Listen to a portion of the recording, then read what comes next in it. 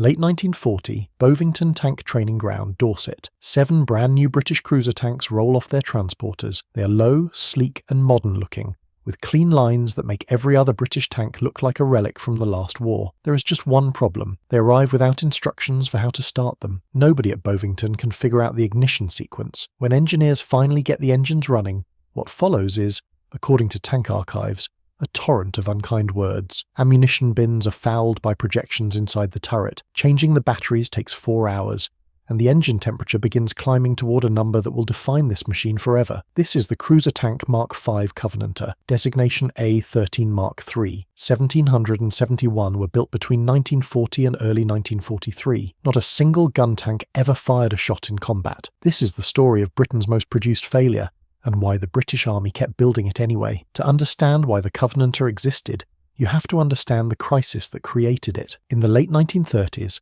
Britain was rearming against a Germany that had been building tanks in secret for years. The Wehrmacht already fielded thousands of panzers. Britain had a few hundred scattered across the empire. By early 1939, Britain's cruiser tank program was in serious trouble. The preceding heavy cruiser designs, the A14 and A16, had both proved too expensive, too heavy, and unreliable. The War Office needed something cheaper, lighter, and fast. The General Staff specification demanded a 2-pounder gun, Christie suspension in a lowered hull, 40mm of armour on vertical surfaces, at least 300 horsepower, and high speed. The problem was that Britain's established tank manufacturers were already stretched thin.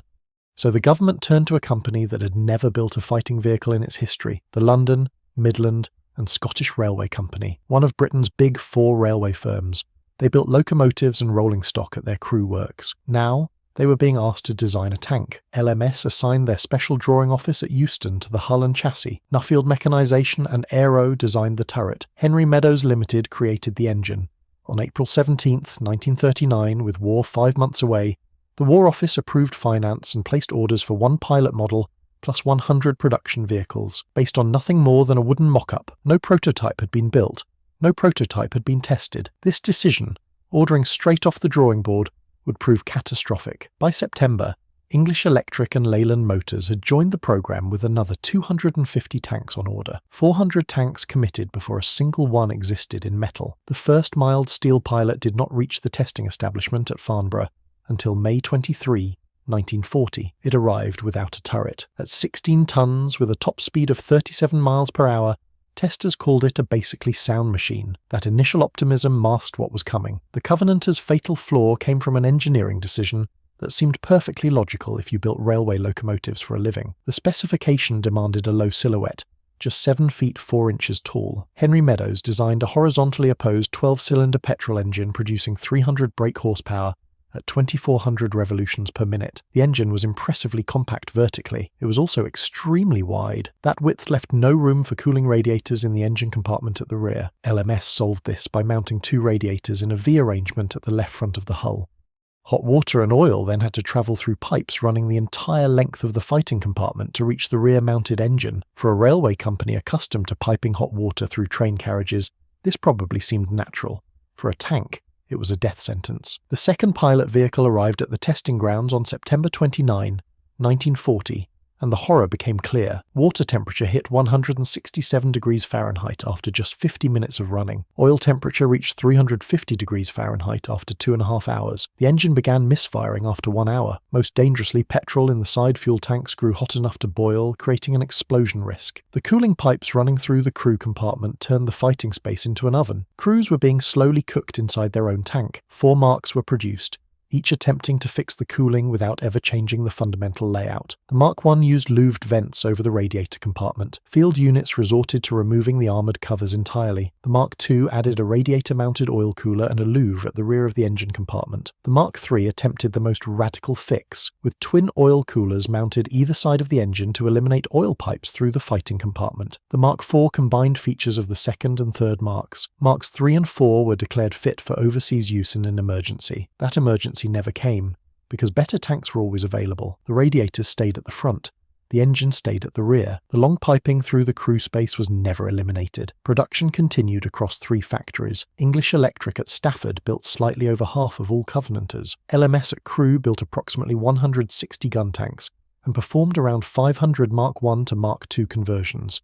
Leyland Motors at Kingston upon Thames produced the remainder. Across 16 contracts, every one of the 1,771 ordered vehicles was completed. Now, before we get into why they kept building a tank they knew was broken, if you're enjoying this deep dive into British engineering, hit subscribe. It takes a second, costs nothing, and helps the channel grow. Now, back to the Covenanter. The decision to continue production is the most controversial part of this story.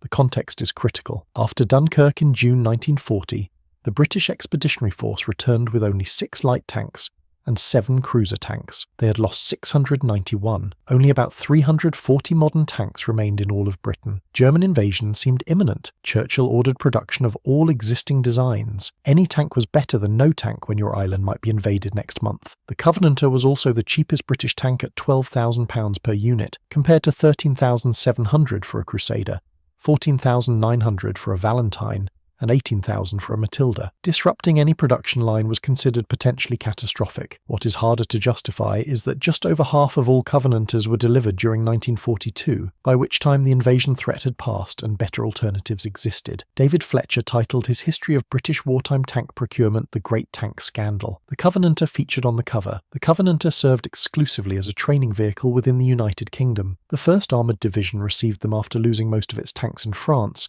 and used them for exercise bumper.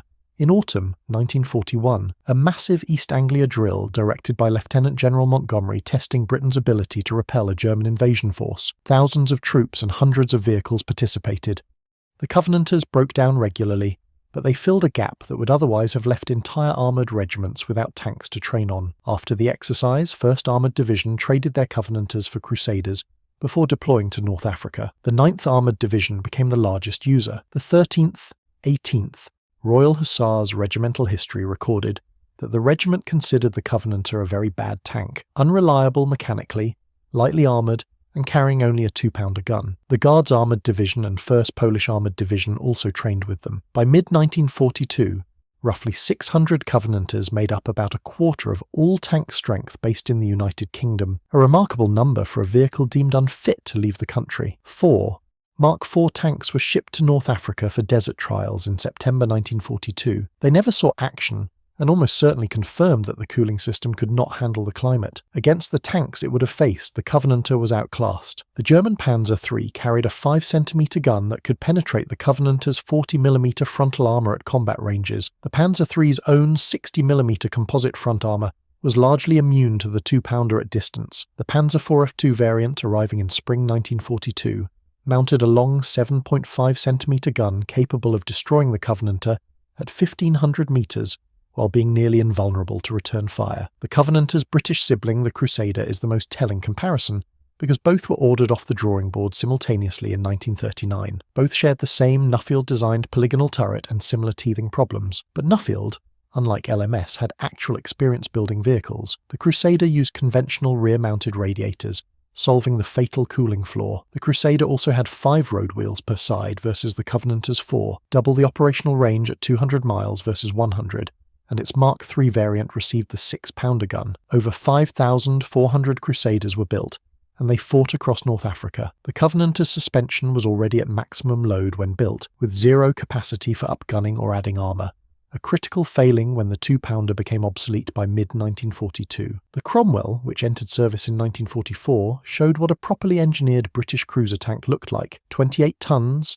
up to 76mm of frontal armour, a 75mm dual-purpose gun, and the 600 horsepower Rolls-Royce Meteor engine. The Cromwell's cooling system underwent 9 months of dedicated testing specifically because the tank board was haunted by the Covenanter's failure. The Covenanter generated dark humour among its crews. The turret used a sliding roof section instead of conventional hatches.